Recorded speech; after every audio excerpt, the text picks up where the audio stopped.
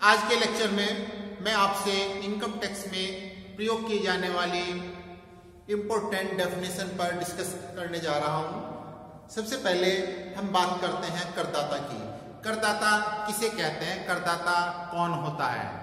करदाता यानी कि एसएससी आयकर अधिनियम की सेक्शन 2 सबसेक्शन 7 में करदाता को परिभाषित किया गया है।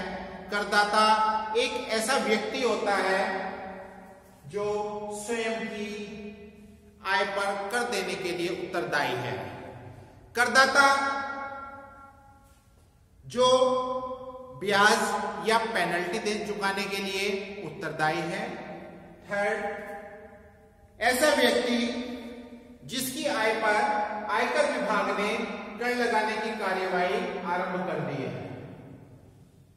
ऐसा व्यक्ति जिसको करदाता मान लिया गया हो, जैसे कि किसी मृतक का उत्तराधिकारी, विदेशी, अभ्यस्त या पागल व्यक्ति की आय के संबंध में उसका प्रतिनिधि। ऐसा व्यक्ति जिसे चूक में करदाता यानी कि एसएससी इन डिफॉल्ट मान लिया गया हो। करदाता वह व्यक्ति होता है जिस पर निम्न में से कोई एक कार्यवाही चल रही है, जैसे कि सुविधाओं या लाभों के कर निर्धारण की कार्यवाही, बी अन्य व्यक्ति की आय के संबंध में कार्यवाही, हानि निर्धारण के संबंध में कार्यवाही अथवा कर की वापसी की कार्यवाही। इसके बाद हम बात करते हैं व्यक्ति की। आयकर में व्यक्ति को किस प्रकार से परिभाषित किया गया है? आयकर अधिनियम की सेक्शन 2 सबसेक्शन 31 के अकॉर्डिंग व्यक्ति शब्द में निम्नलिखित को सम्मिलित किया गया है। जैसे एक व्यक्ति, जैसे वासु, गौरी, सोनू आदि। सेकंड, हिंदू अविभाजित परिवार, हिंदू अनडिवाइडेड फैमिली को भी व्यक्ति माना गया है। एक कंपनी जैसे कि state bank of India, Punjab national bank और एसीसी कंपनी आदि। फॉर कोई फर्म, फिर व्यक्तियों का समुदाय, एसोसिएशन ऑफ पर्सन, व्यक्तियों का समूह यानी कि बॉडी ऑफ इंडिविजुअल्स, जैसे कि सहकारी समिति। 6, कोई भी स्थानीय सत्ता, लोकल अथॉरिटी, जैसे कि नगर पालिका परिषद, म्युनिसिपल बोर्ड, जिला परिषद, नगर निगम आदि।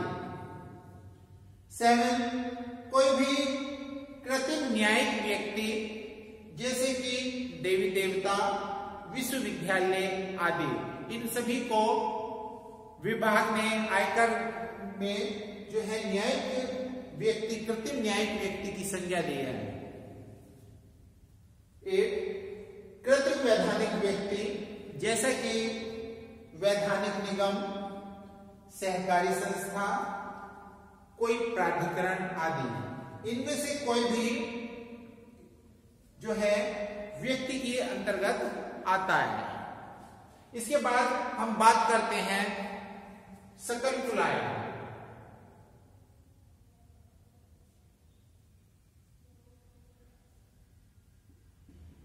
सकल कुल आय यानी कि ग्रॉस टोटल इनकम,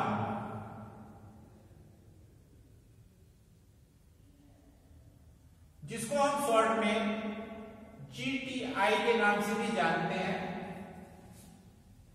हमारे इंडिया में किसी भी व्यक्ति के आय के सोर्सेज को हमने 5 कैटेगरीज में डिवाइड किया है। सबसे पहला सोर्सेज होता है उसकी आय का income from salary.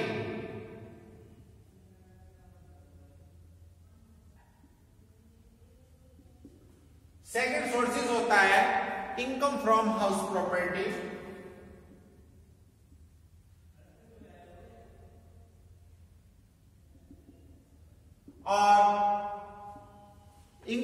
Third sources होता है income from business and profession.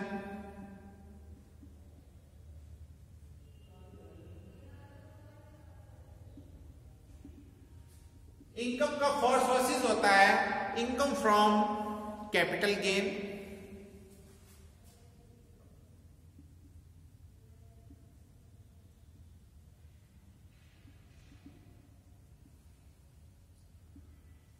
इसके बाद जो इनकम का पांचवा स्रोत 5 सोर्सेज होता है उसको हम इनकम फ्रॉम अदर सोर्सेज के नाम से जानते हैं। Income from other sources.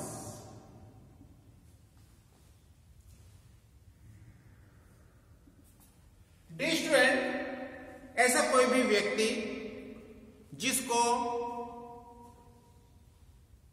Income से salary, income from salary receive है, income from house property, income from business and profession, income from capital gain, income from other sources.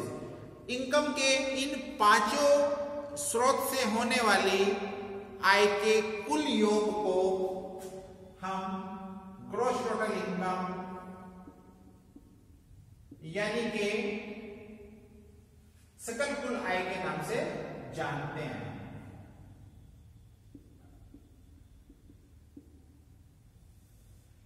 इसके बाद आता है हमारा कुल इनकम यानी कि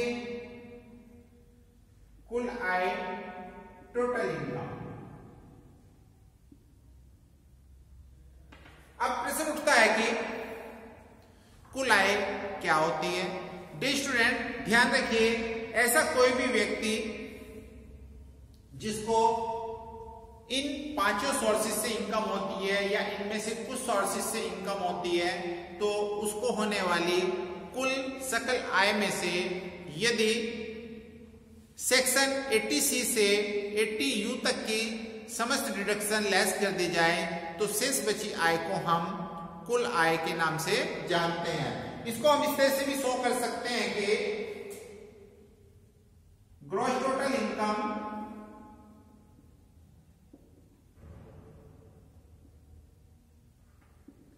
इसमें से लेस कर देंगे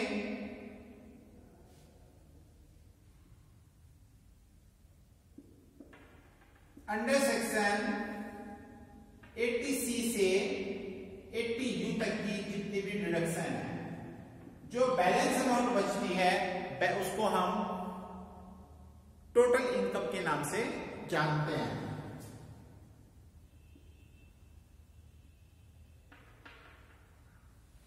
डियर स्टूडेंट, अब हम बात करते हैं most important topic assessment year की। असेसमेंट ईयर क्या होता है?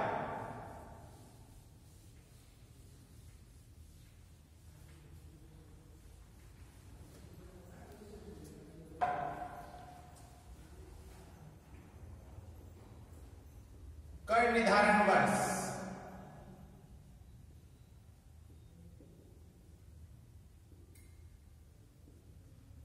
Assessment year. डियर स्टूडेंट, हमेशा ध्यान रहे असेसमेंट ईयर यानी कि जो कर निर्धारण वर्ष है, कर निर्धारण वर्ष से अभिप्राय 12 मंथ्स के उस पीरियड से होता है जो एवरी ईयर 1 अप्रैल से स्टार्ट होता है और आने वाली 30 मार्च को समाप्त हो जाता है। डियर स्टूडेंट, कर निर्धारण वर्ष की यानी कि असेसमेंट ईयर की आयकर अधिनियम में सेक्शन 2 सब सेक्शन 9 में इसको डिफाइन किया गया है। कर निर्धारण वर्ष से आज से 12 महीने की उस अवधि से होता है जो प्रति वर्ष 1 अप्रैल से स्टार्ट होता है और आने वाली 31 मार्च को समाप्त होता है। जैसे कि वर्तमान में जो हमारा कर निर्धारण वर्ष है वो 1 अप्रैल 2000 से स्टार्ट हुआ और जो कि आने वाली 31 मार्च 2021 को समाप्त हो जाएगा। तो इस तरीके से कह सकते हैं कि हमारा जो प्रणिधान वर्ष है 2020-21 है, यानी कि 1 अप्रैल 2022 31 मार्च 2021 ये हमारा प्रणिधान वर्ष कहलाएगा। इसके बाद हम बात करते हैं गत वर्ष की। गत वर्ष यानी कि प्रीवियस ईयर। डियर स्टूडेंट, ये प्रीवियस ईयर क्या होता है? हमेशा याद रखना, प्रीवियस ईयर को आयकर अधिनियम की सेक्शन 3 में इसको डिफाइन किया है।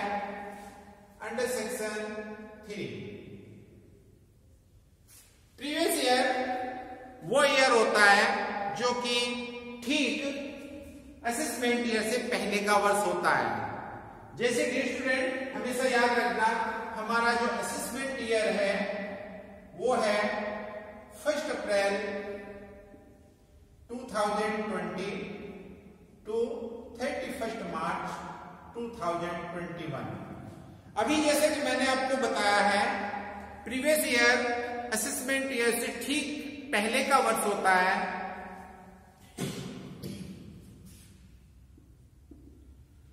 1 अप्रैल 2019 टू 31 मार्च 2020 ये हमारा प्रीवियस ईयर कहलाएगा।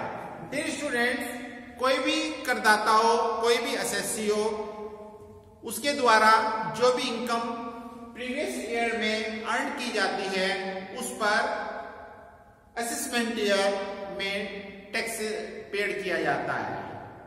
डियर स्टूडेंट, जैसा कि मैंने आपको बताया है कि जो असेसमेंट ईयर है वो हमारा 1 अप्रैल से 31 मार्च आने वाले 31 मार्च तक होगा, और जो प्रीवियस ईयर होता है, प्रीवियस ईयर असेसमेंट ईयर से ठीक पहले का एक वर्ष होता है जो कि 1 अप्रैल से स्टार्ट होता है और 31 मार्च को समाप्त हो जाता है। डियर स्टूडेंट,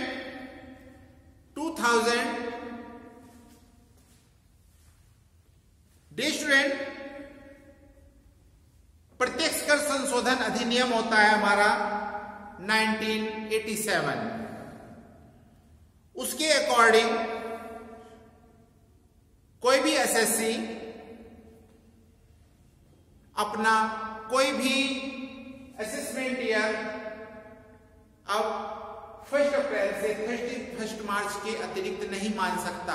अब प्रत्येक व्यक्ति को, प्रत्येक करदाता को अपना असेसमेंट ईयर अप्रैल टू मार्च ही मानना पड़ेगा। वर्ष 1989 से पहले, वर्ष 1989 से पहले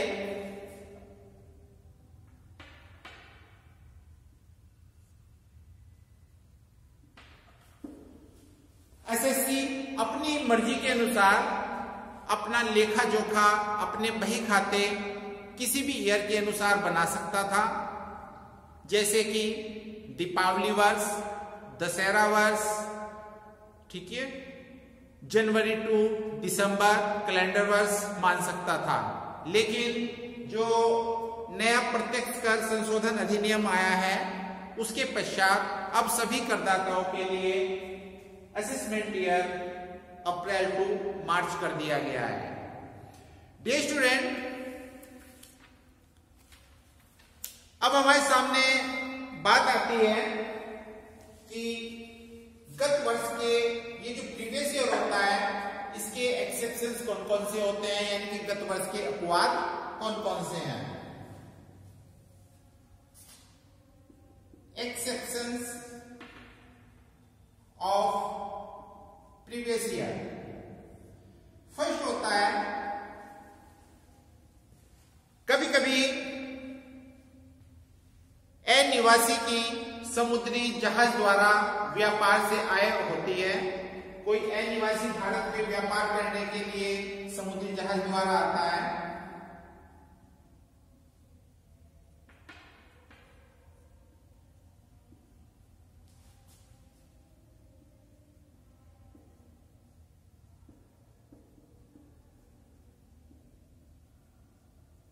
व्यापार से आय। यदि कोई व्यक्ति समुद्री जहाज द्वारा व्यापार से आय प्राप्त करता है तो ऐसे व्यापार से होने वाली आय पर उसी वर्ष करारोपण किया जाएगा जिस वर्ष वो आय प्राप्त की गई है, यानी कि उसके लिए प्रीवियस ईयर ही असेसमेंट ईयर बन जाएगा। सेकंड होता है, कुछ व्यक्ति जानबूझकर भारत छोड़कर जा रहे हैं जिनका उद्देश्य कर बचाना है, धोखाधड़ी करना है।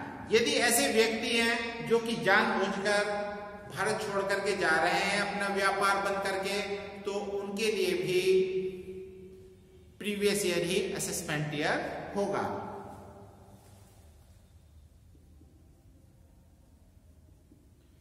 भारत छोड़कर जाने वाले व्यक्ति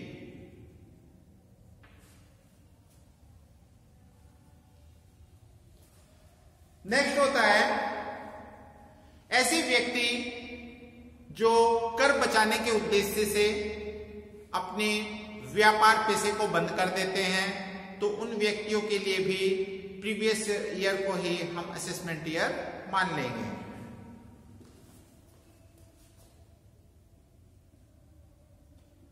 कर बचाने के उद्देश्य से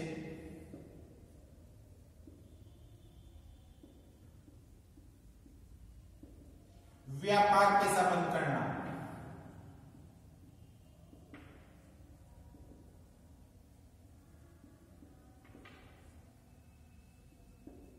नेक्स्ट होता है, कभी कभी कुछ व्यक्ति इस तरह से व्यवहार करते हैं कि वो कर बचाने के उद्देश्य से अपनी संपत्ति को किसी अन्य व्यक्ति के नाम ट्रांसफर कर देते हैं। कर बचाने के उद्देश्य से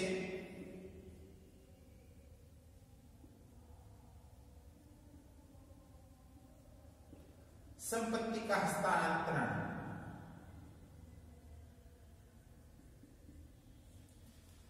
ये जो 4 पॉइंट्स हैं हमारा, ये गत वर्ष के अपवाद कहलाते हैं। जैसे अनिवासी की समुद्री जहाज द्वारा व्यापार से आए, भारत छोड़कर जाने वाले व्यक्तियों की आय, कर बचाने के उद्देश्य से व्यापार में पैसे को बंद करना, कर बचाने के उद्देश्य से संपत्तियों को ट्रांसफर करना। That's all, thank you.